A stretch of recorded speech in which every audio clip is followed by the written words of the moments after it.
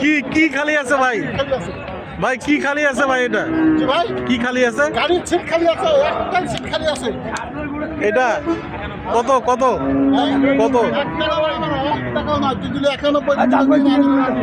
91। Seat খালি আছে, seat খালি আছে। আরে গাড়ি ছাড়া দিলে হবে না। এক জায়গার লোক শুনলে